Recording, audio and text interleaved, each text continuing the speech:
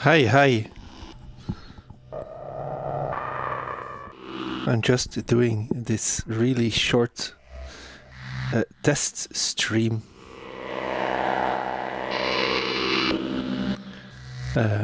Because, well, yesterday I did a longer stream and it was only after about an hour and a half of streaming that someone informed me that the audio was mono and had been mono the whole time. So that was a little bit annoying since I went out of my way to make everything stereo in the patch. So when I reviewed part of the stream, I noticed that the sound quality was actually really bad. So I did some clicking around on my computer and on the internet to figure out if there's a way to improve things, and well, I haven't been able to get it working all morning until now. So I'm just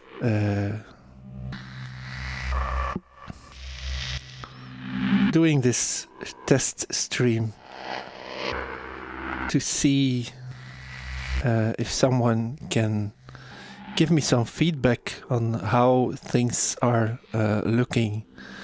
Well, foremost, how things are sounding right now. I'm using a different tool on YouTube to stream. It's really complicated, so most of the settings I do not understand.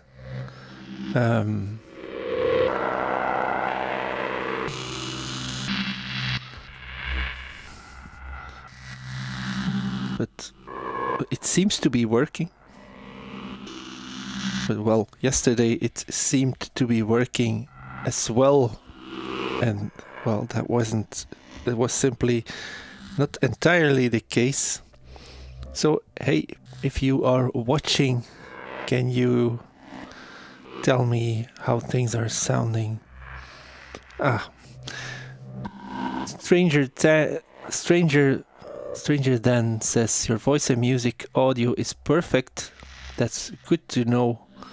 And music is in stereo. So I did something right then. That's great. That's really great. What I did notice is that by using this other tool on live, I'm getting a lot of latency. Like it's really like 10 seconds. I don't know if that is normal, but I'm guessing it's not that big of a deal. Stranger Dan says camera is out of focus though. Yes, that's because I haven't focused it, so that should be fixed. Like right now. Okay, so I'm happy that this is all in stereo. Now I just have to hope that OBS doesn't crash on me. Well, and I'll see. Stranger Dan says all working like a pro. That's awesome. Now I'm a little bit skeptical still because yesterday someone told me everything was A+ sounding as well, and when I rewatched the stream, that simply was definitely not the case. But I'm positive now it is better. Okay. So well, now that we are here, I can just as well stay on a little bit longer. I made this patch yesterday during a live stream. John Cuba says, hey, Daily Bread, Daily BRiES. Yes. Hey, John Cuba. I'm doing this little test stream to test out my audio and video settings because yesterday they wasn't all that great when I rewatched it. Especially the audio quality was terrible in my opinion. And well, like we figured out at the end of the stream that everything had been in mono like an hour and a half. So I hope to have figured out that. So John was there while we made this patch together yesterday. And well, I'll go over it a little bit because well, it's running anyway. So this is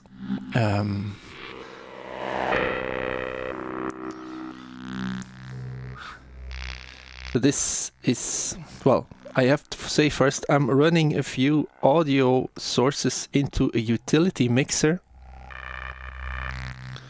And the output of that utility mixer is going through a PS3100 triple Vactral bandpass resonator, which is really just a triple bandpass filter with a built-in LFO, so that creates a lot of interesting movement in the sound or in the timbre of the sound. The output of that is split up into two filters. And this is what's creating the stereo sound, which we didn't hear yesterday. The stereo output of those is going into Beats, which is currently completely turned down. So what am I running into all that shebang? First is this sound. This is a PLL sound, which I made with 3-body and compared to. Then there is just some white noise. I think, no, it's not going through a filter. Then we have this, which is just a VCO going through a filter with the resonance up really, really high. And then there's a sub also going through a filter with the resonance turned up really high.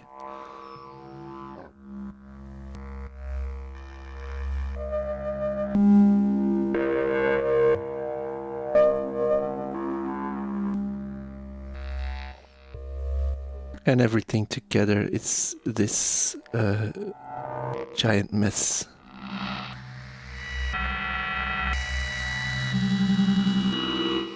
So I can start playing around with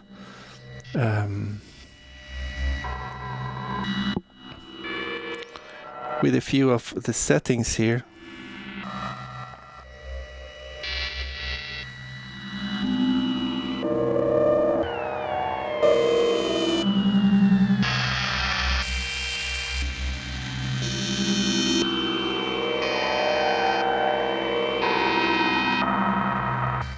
Actually, I want to give this a little bit of vibrato.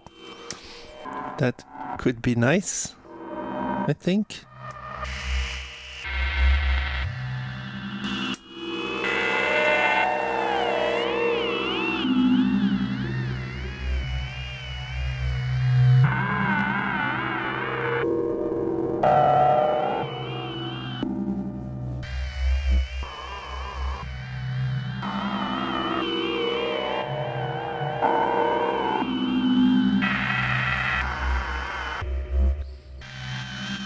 What do you think?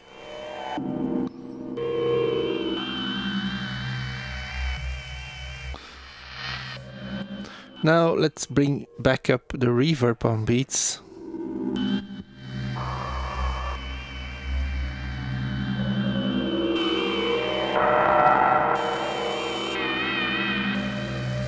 I have to say there's modulation on the stereo filters. They are here. I know you cannot see them right now. I have to adjust my... Bear with me, guys. So my stereo filters are two discrete SV-VCFs by Manhattan Analog. There's stepped modulation going to both, well, two different stepped modulations. Again, this is causing the stereo movement. And there is also audio rate modulation. Maybe I should turn that down. That should make everything sound a lot less gritty.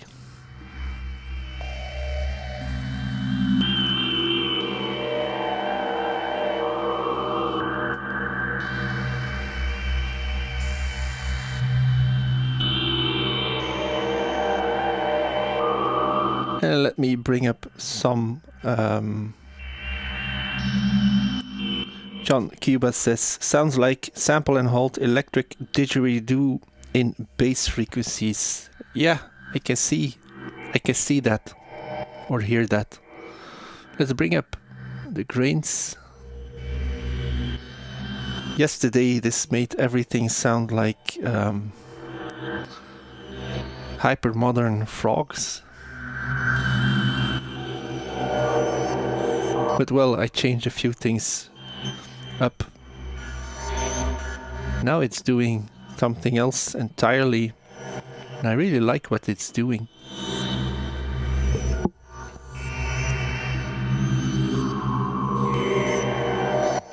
Spooky sounds. Jay from Schlappy Engineering joined the stream yesterday. And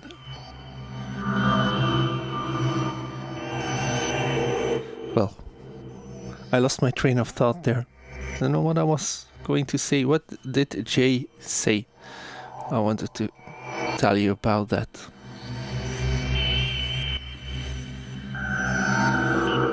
No, it's not coming back. Anyway, he enjoyed the stream, so that's nice. Always nice to hear.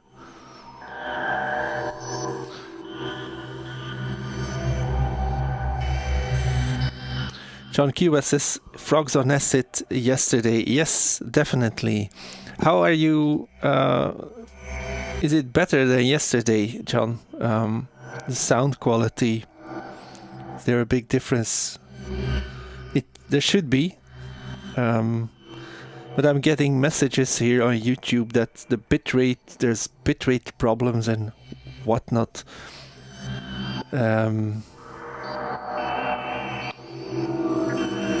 The thing is, I have no clue about any of those things. I'm really much more of a sound guy.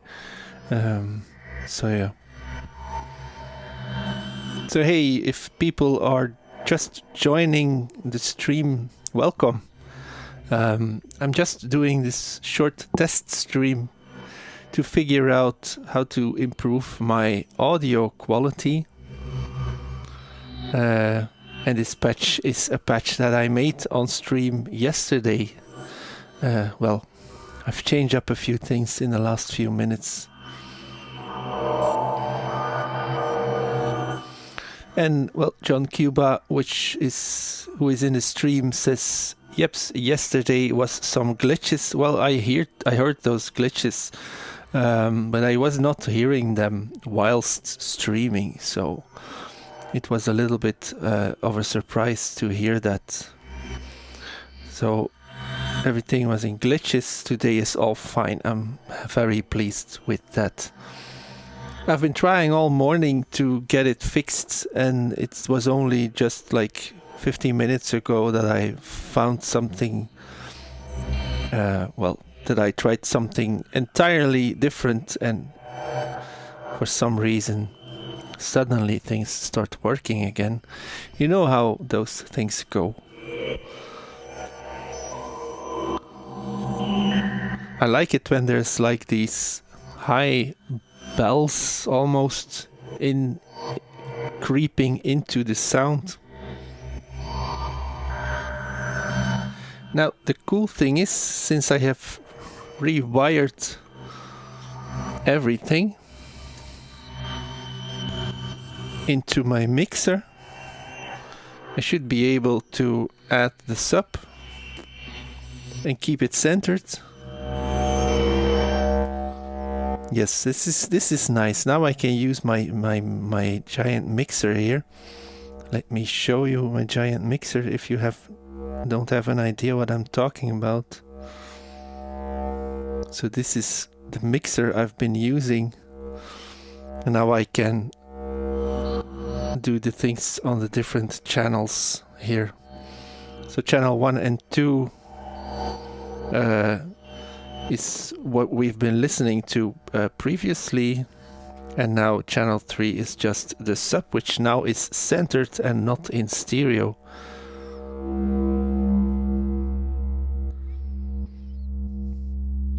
Which should serve as a much better fundamental for everything else.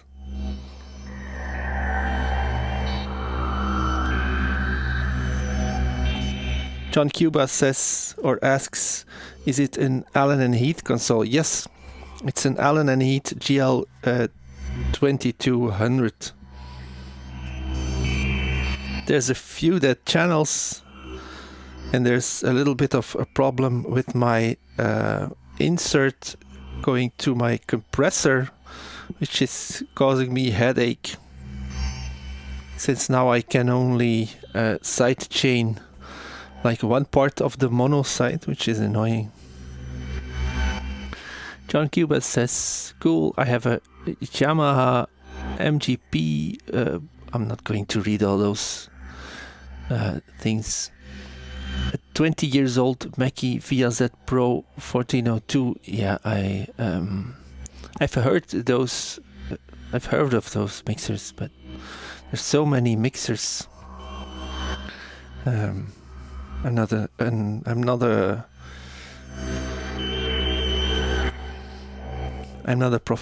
mixer professional. I bought this mixer like maybe 10 years ago for 500 euros second hand. It was working perfectly then. The thing is, it's been sitting against the wall collecting dust, because the project that I bought it for, well, it's didn't work out.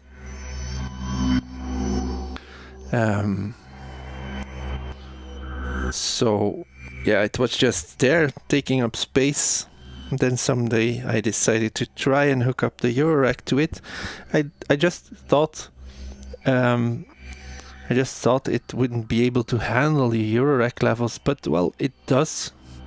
So I rethought my whole setup and made this hanging shelf like thing, so I can have the mixer in front of the modular. And it's been great working with a giant mixer, having all those channels and those sends for reverbs and stuff. Because the cool thing is I can just add even more reverb to this by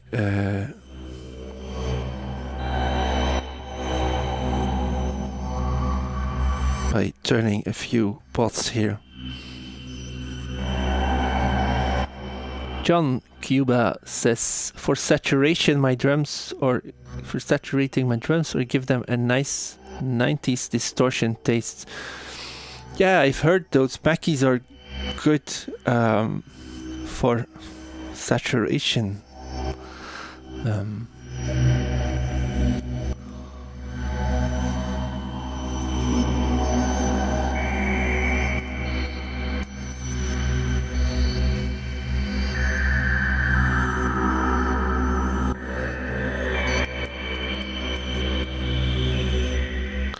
I'm just answering a message here.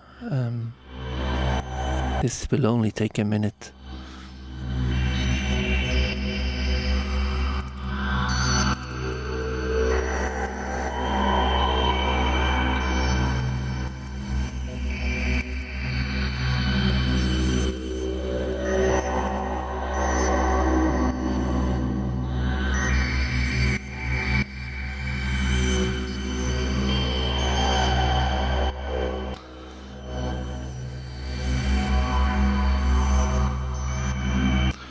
So now I can add that sequence that I couldn't add yesterday.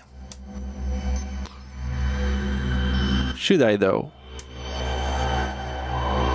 Well, this is about to be completely weird when I add a sequence to this, but well, let's just try it.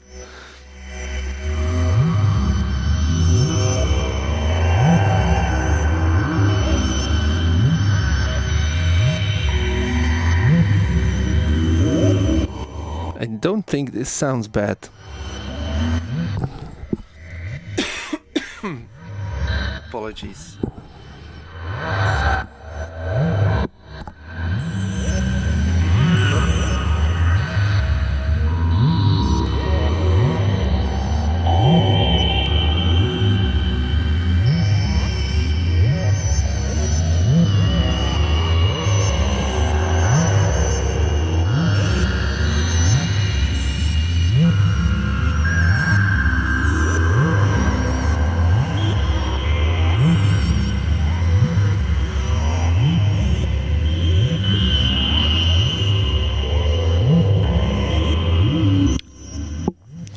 This also means that I can sync up my stepped random LFOs, which should be interesting.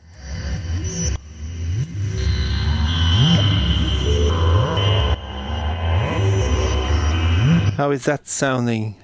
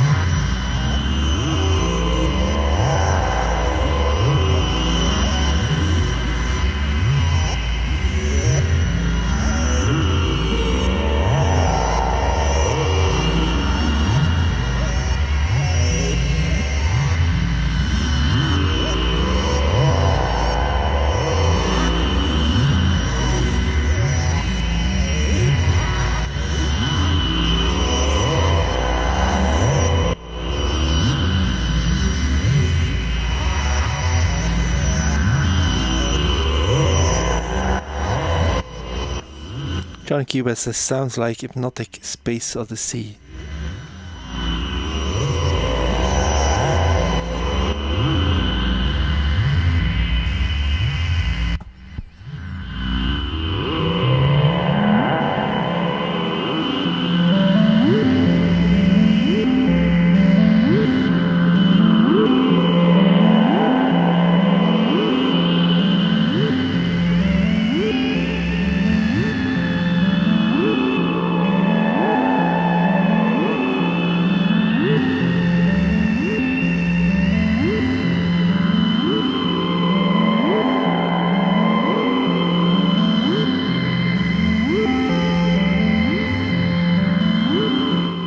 Let's modulate something here for the frequency of the bass, which I turned up now. Cortical Larva says, I'm late. Well, you're not really that late. Haven't been streaming for that very long, and I'm not planning to continue streaming for that much longer. I'm just doing this short test stream because I was having trouble with my audio in the previous stream. But well, since we're all here now anyway, I'm just enjoying this patch before I pull everything out later today.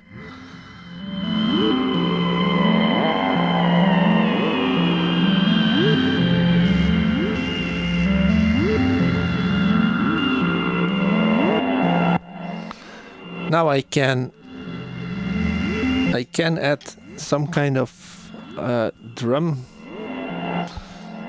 to all of this, and maybe I should just use a nibbler here to trigger some drums. Why not?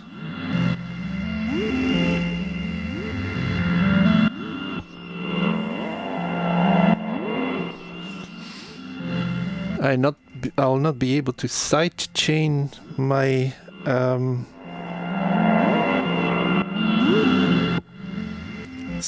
stuff here, but well, I'll have to. Well, I can't do anything about that right now. I'm so confused here. Maybe try this.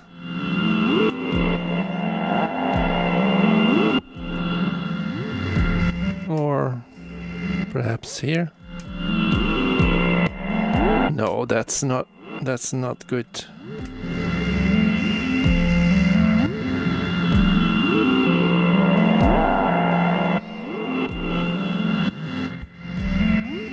I like this groove more. That's cool. And maybe I can add some.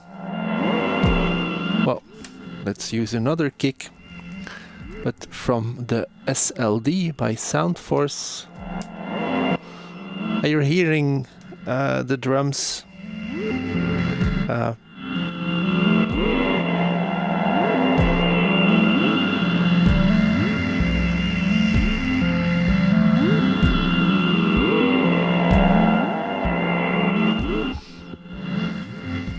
But I want something a little bit quicker, actually.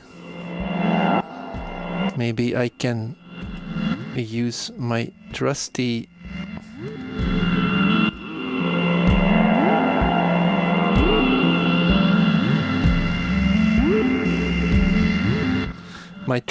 Zularic repetitor to create some well, random gates. There's a setting on the Zularic. Zularic is here. Here. So there's one setting on Zularic that doesn't contain a pattern by itself, but it just converts the trigger train that you send in. Well, it just skips certain notes depending on the setting of the knob. So with the knobs to the left. The top channel is always in 25% chance, I think. But the other ones are dependent on the position of the knobs, and I use this all the time. It's so an easy way to create some randomness. I really like it. So let's listen to this.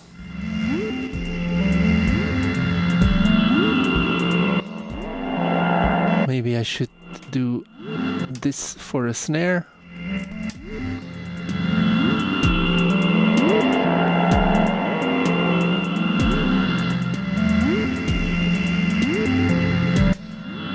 Maybe this should go here. Yes, that makes more sense.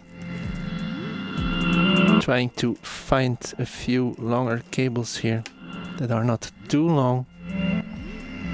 And of course this one is too short. I have these really long cables. Sometimes they're really annoying because they're just too long, but well, when I ran out of like 50 centimeter cables, I have to use those.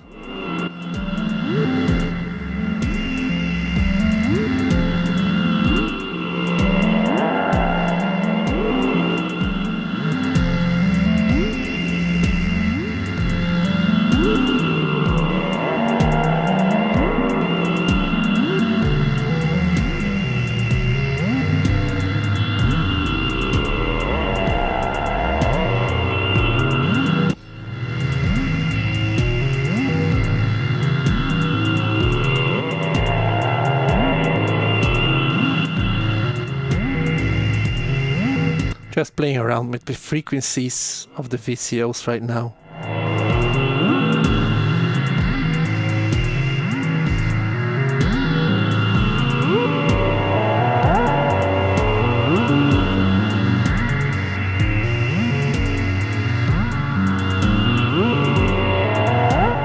I once did a lesson for a guy that lived in New Zealand. He was actually a Russian living in New Zealand. And well, I started retuning my VCOs. I was teaching him how to do like phase modulation and linear FM and whatnot. Or how to get great sounds from those techniques. And he was petrified that I started retuning my oscillators, because the one thing he always did was first tune his VCOs and then start working. But well, I'm not sensitive to that, I just tune around. John Cuba says probability trigger generator module from noise engineering.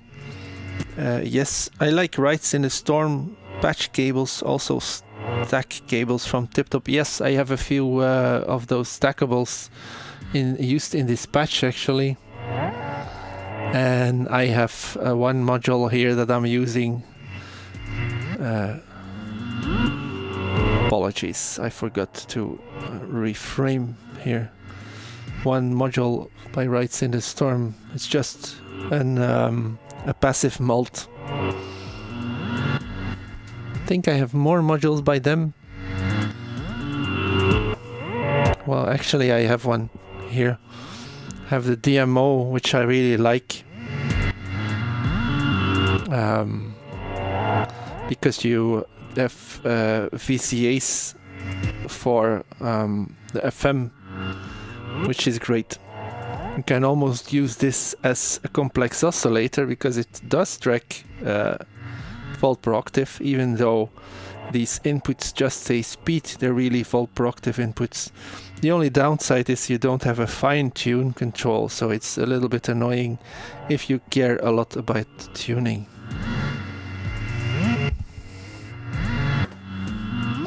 It's really a complex LFO, but I liked to use it as well, a complex VCO. John Cuba says Rides in the Storm is really underrated. It's not cheapy crap. Well, let me... where did I put this module? The issue I have with Rides in the Storm modules, I think I can tell you here on stream. The issue that I have is this. I don't have to explain any more about that. I mean, they use plastic pots and they are not connected to the front panel, so you have a lot of movement there. But that doesn't change the functionality of the module, of course. And I have more modules with wobbly knobs, like Mats is terrible. The wobbliness is terrible on Mats. Well, that's something I dislike about Mats as well.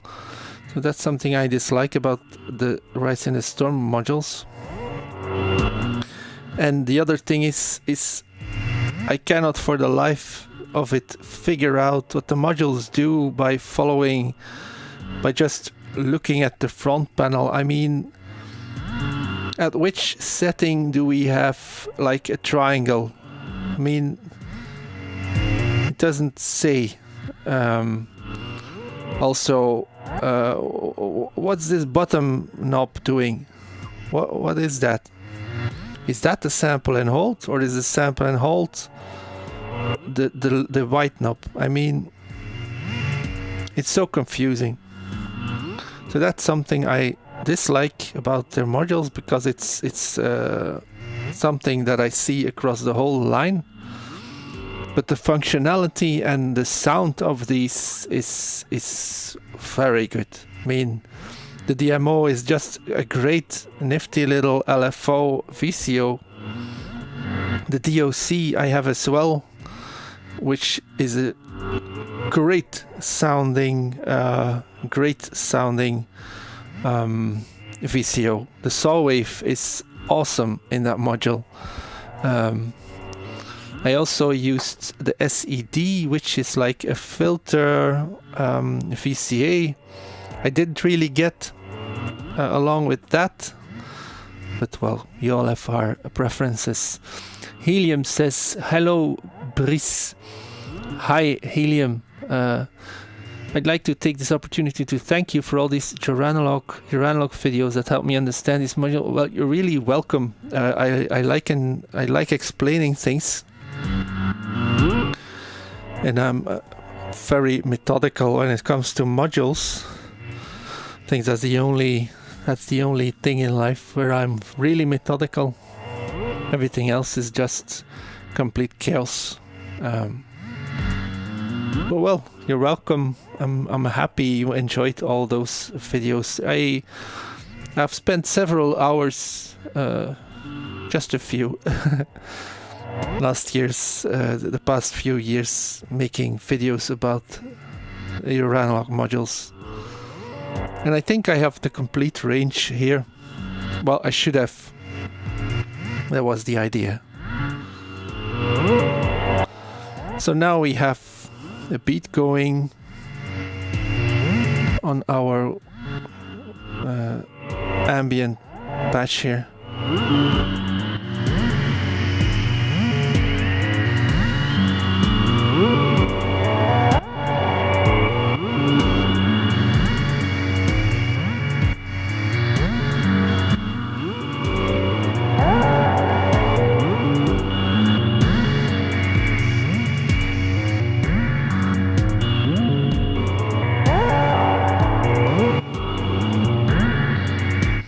Maybe I can patch up a stepped random into the triple vectoral resonator as well. Why not? Just playing around here.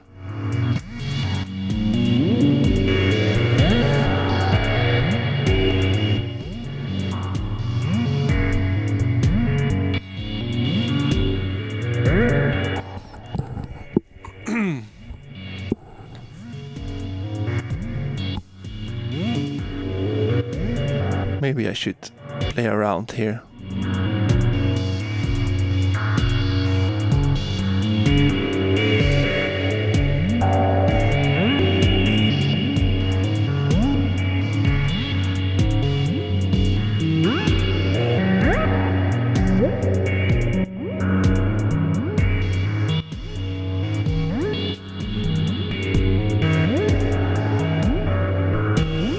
Let me do something cool here with this sequence.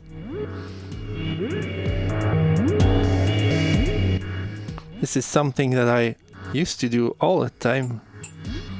So a Mosqua, which I'm using for my sequence here, when you have the expander, you have like the step outputs for every step. You also have a transpose input. So what I do is use the step output of the first step to advance a sequencer.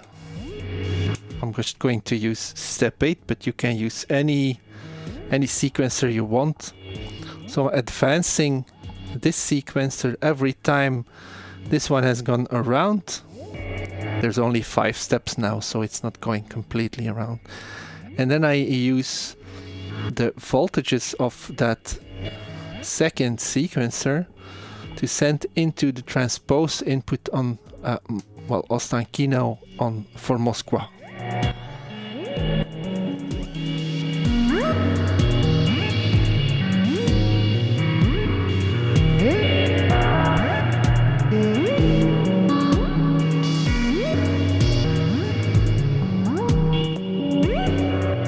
And I always find that really interesting and a quick way to create additional movement in your patch. And I can use this second secondary sequencer to sequence something else, which then will move slower.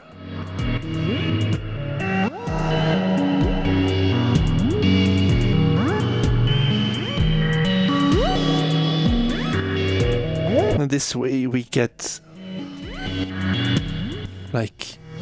interesting sequences without really having to do a lot and without having to think about it, which is the most interesting thing about this technique, if you ask me.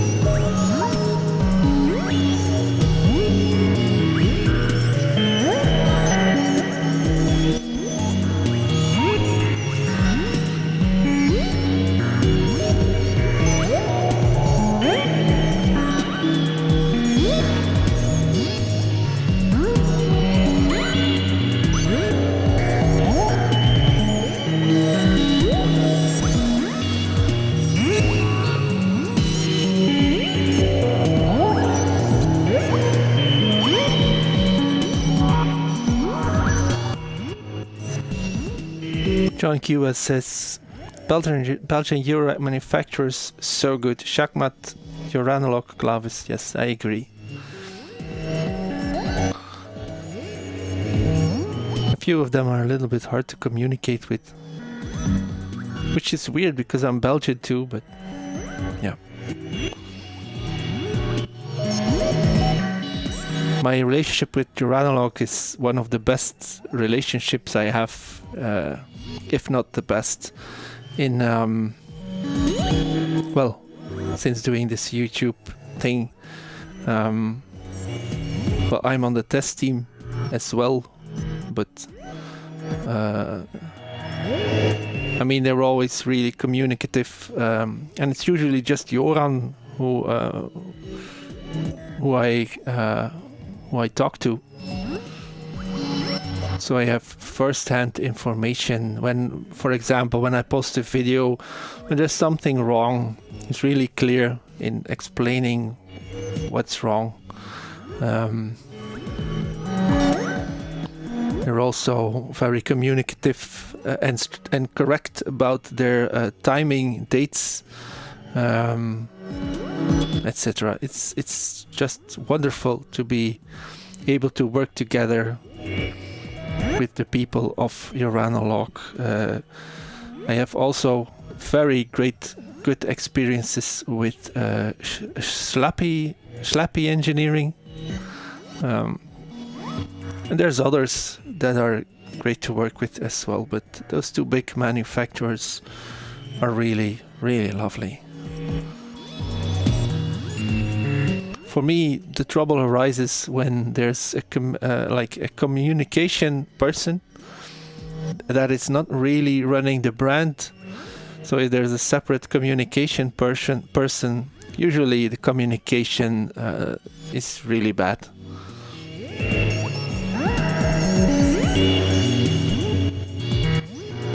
Anyway, Cortical Larva says, Nibbler is interesting. Do you have the bitfault using bits in a different way than Chaos? I have tried using the bitmix and the bitfault as an analog to digital converter and digital to analog converter pair. That worked great. It's just 4 bits instead of 8. And I think I like it more because you don't have to worry about the connections in the back. You can just, well, you have to patch everything up manually, which is kind of a chore. But for me that works better. I'm going to slowly start finishing this stream. So if there's any questions, now is the time. I'm happy that I figured out a way to get stereo sound here.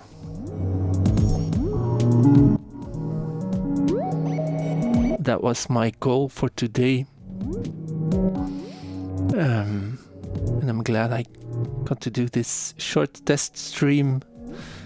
Well, because, well, I really like what we did during this stream.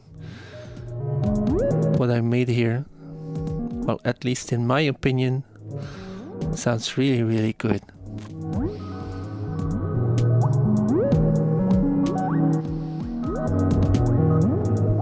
Cortical Larva says you run great Euroanalog walkthroughs. Yes, thank you. Thank you, Cortical Larva. They take up a lot of time to make, but they're also really worth making. Slappy is great. Yes, I agree. Slappy is really, really great.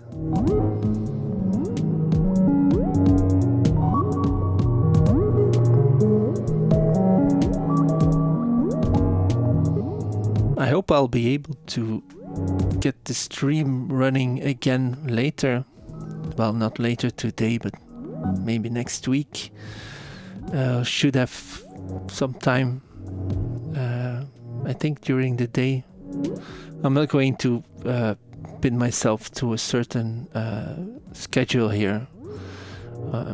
That's not going to work for me, at least not yet.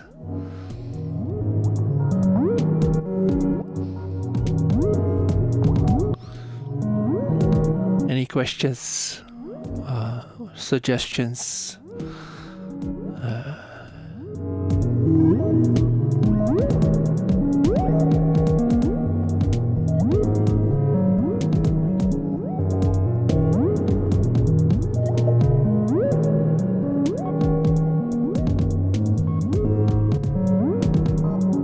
No. It's Cortical Larva says it's a lovely. Yeah, I'm really pleased with how all of this sounds. And this will be my only document of this patch.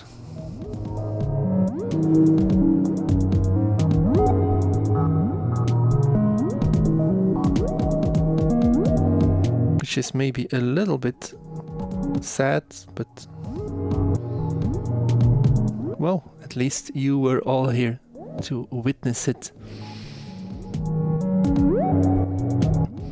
Dean Foilet says, nice to see BRiES streaming live.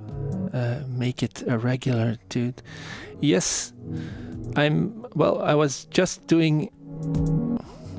I haven't really tried streaming. I tried it once, but the audio quality then was really bad. And yesterday I tried it again, and afterwards I noticed that the audio quality was bad again. So I started doing some research, just trying out things earlier today. And I had almost given up because I could not get my audio to work at all at some point. But I've tried something else that I didn't notice before, and this seems to work, which gives me the confidence that I could do more regular live streams. It's really, really enjoyable to interact with the people in the chat, with you guys or girls, or well, maybe something in between. That doesn't matter.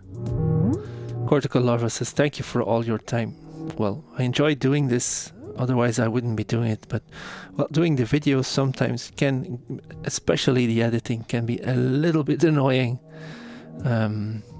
My eyes get really, really tired, and after a few hours of editing, I mean, it's a drag, but I'm always most happy about being able to produce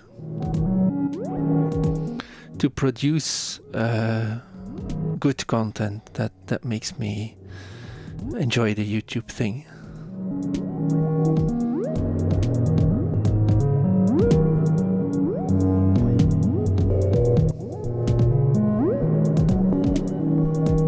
Melancholy is not bad. No, I agree. So everyone, thank you for being here.